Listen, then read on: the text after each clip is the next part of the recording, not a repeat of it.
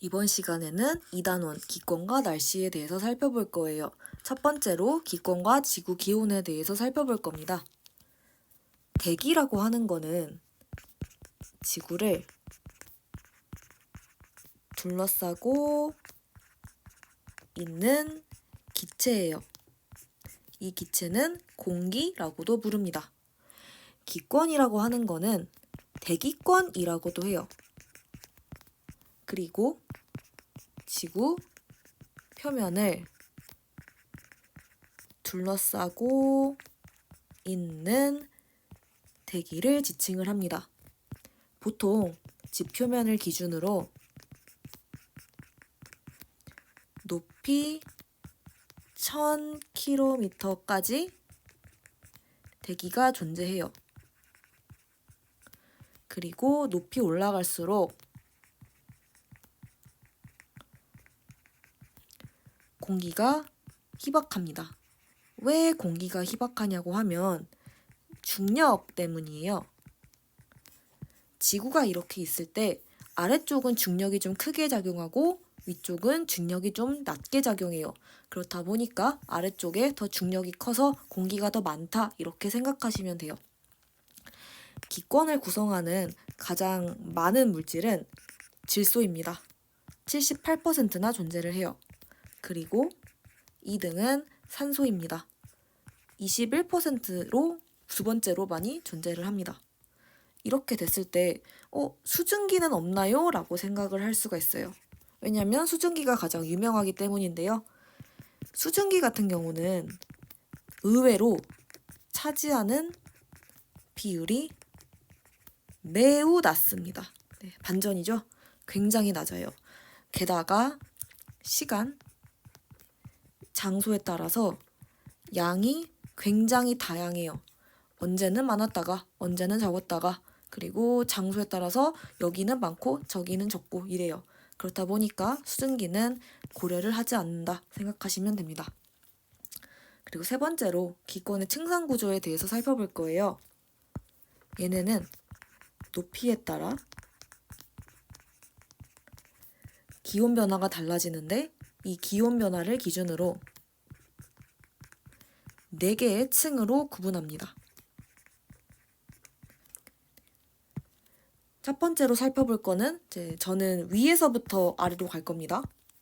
첫 번째로는 열권을 살펴볼 거예요. 가장 위에 있어요. 높이가 약 80에서 1000km 정도 되는 위치에 있습니다. 얘네는 높이랑 기온이 비례를 해요. 그리고 제가 이렇게 쓰는 거는 비례한다는 뜻이에요. 왜 이렇게 비례를 하냐고 하면 태양 에너지가 직접 가열을 해주기 때문이에요. 제가 위에서부터 아래로 간다 그랬잖아요. 그래서 열권은 가장 위에 있거든요. 가장 위에 있으면 태양과 가장 밀접하게 있겠죠. 그렇다 보니까 태양 에너지가 직접 가열을 할 수가 있어요. 그 다음에 아래로 내려오면 중간권이 있어요. 중간권은 높이가 약 50에서 80km 정도 있습니다. 얘는 높이랑 기온이 반비례를 해요. 제가 이렇게 썼는데 오른쪽에 분수가 되어 있다 라고 하면 반비례라고 생각하시면 돼요. 왜 이렇게 반비례를 하냐고 하면 높이 올라갈수록 지표에서 방출되는 에너지가 적게 도달을 하기 때문이에요. 그 다음 아래로 내려가면 성층권이라고 있어요.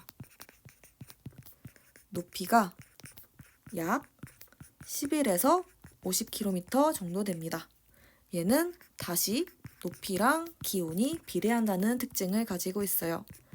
근데 이유는 좀 얘랑 달라요. 이유는 여기에 오존층이 있거든요. 오존층이 자외선을 흡수하기 때문이에요. 그리고 이 오존층이란 친구는 태양의 자외선을 흡수를 하기 때문에 지상의 생명체를 보호한다는 특징을 가집니다. 그 다음 아래로 내려가면 대륙권이 있어요. 대륙권은 지표에서 높이가 약 11km 정도 되는 위치까지 존재를 합니다. 얘네는 높이랑 기온이 반비례를 해요. 이유를 살펴보면 중간권이랑 똑같긴 해요. 높이 올라갈수록 지표에서 방출되는 에너지가 적게 도달하기 때문입니다. 그래서 이유를 살펴보면 얘는 혼자서 이유고 얘랑 같은 이유고 얘 혼자서 이유예요. 그래서 얘네들 이유 다르다, 얘네들 이유 같다 이렇게 생각하시면 돼요. 제가 이렇게 묶은 이유는 얘 이렇게 비례해요. 얘는 높이랑 기온이 비례하는데 얘는 높이랑 기온이 반비례해요.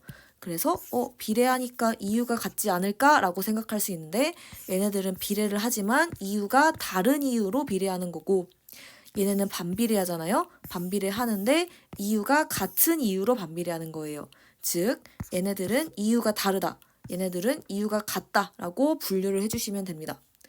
그리고 이렇게 분류를 하려면 무언가 경계면이 있어야 되잖아요. 그래서 경계면을 지칭을 합니다. 경계면을 어떻게 지칭하냐고 하면 얘네들의 경계면 있죠. 얘네들의 경계면은 중간권 계면이라고 지칭을 해요. 얘네들을 지칭하는 계면은 성층권 계면이라고 합니다. 얘네들을 지칭하는 계면은 대륙권 계면이라고 해요. 즉 이름을 붙인 걸 보면 아래쪽에 이름을 땄죠. 아래쪽 이름을 땄어요. 이거를 통해서 알 수 있는 게 이름을 붙일 때는 지표와 가까운 층 기준으로 이름을 붙인다는 걸 알 수 있어요. 그래서 두 개의 경계면 중에 아래쪽에 있는 거를 따서 경계면에 이름을 붙였다라고 생각을 해주시면 됩니다. 그러면 이렇게 글자로만 보면 약간 체감이 안 될 수 있잖아요. 그래서 실제로 그림을 그려보겠습니다. 만약에 오존층이 실제로 존재를 하는 실제 상황이라면 어떻게 그래프가 그려질까를 한번 그려볼게요. 이렇게 그려지는데 이거를 좀 분류를 해봅시다. 이렇게 4개로 분류를 할 수가 있어요. 여기는 열권이고요. 그리고 X축, Y축을 표시하면 X축은 온도, Y축은 높이입니다. 맨 위에는 열권, 그 다음에 중간권, 그 다음에 성층권, 그 다음에 대륙권이 있어요. 그리고 명칭을 지칭할 때 얘는 아래쪽을 봐야 되니까 중간권, 계면이라고 쓰고 얘는 성층권, 계면이라고 쓰고 얘는 대륙권, 계면이라고 씁니다.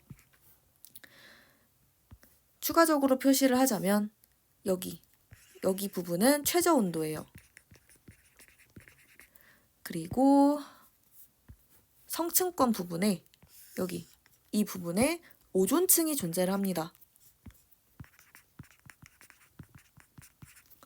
그래서 우리가 살아가는, 즉 오존층이 존재하는 실제 세상에서는 이렇게 4개로 분류가 되고 오존층이 있고 그래서 최저 온도가 이쪽에서 나타난다. 열권과 중간권, 즉 중간권 계면에서 최저 온도가 나타난다 라고 봐주시면 됩니다.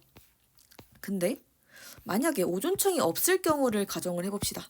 그러면 그래프가 훨씬 더 단순하게 나옵니다. 이렇게 그려집니다. 즉 층이 2개로 나뉘죠.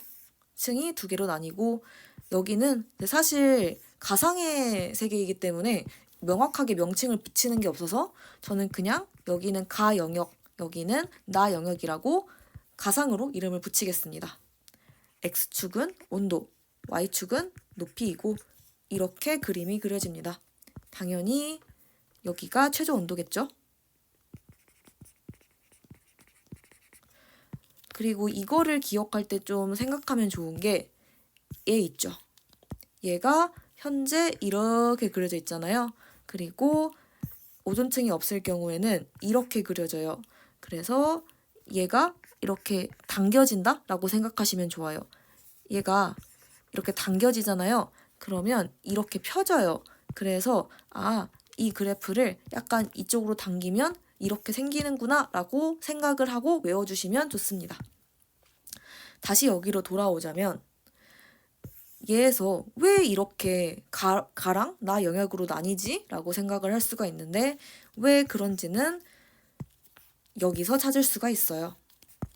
가 영역 같은 경우는 현재 열권과 좀 동일하게 생겼거든요. 열권과 좀 동일하게 생겼어요. 그래서 왜 가 영역은 이렇게 나타나지? 라고 생각을 한다면 열권과 동일한 이유예요. 열권의 이유가 뭐였냐면 태양 에너지가 직접 가열하기 때문이었거든요. 여기는 태양 에너지가 직접 가열하니까 온도가 그냥 올라가는 영역이었구나 라고 생각하시면 돼요. 그러면 나 영역은 왜 이렇게 온도가 감소하지? 라고 생각할 수 있는데 이 부분은 중간권과 대륙권이랑 동일한 이유입니다. 두 개가 이유가 같았죠. 높이 올라갈수록 지표에서 방출되는 에너지가 적기 때문이었어요. 그래서 이 부분은 왜 온도가 낮아지지? 지표를 기준으로 생각해야 되는구나 라고 받아들여 주시면 됩니다. 그래서 일단은 첫 번째 기권의 층상 구조에서 오존층 존재하는 거, 존재 안 하는 거 비교를 해서 이제 이 부분은 마무리를 하겠습니다.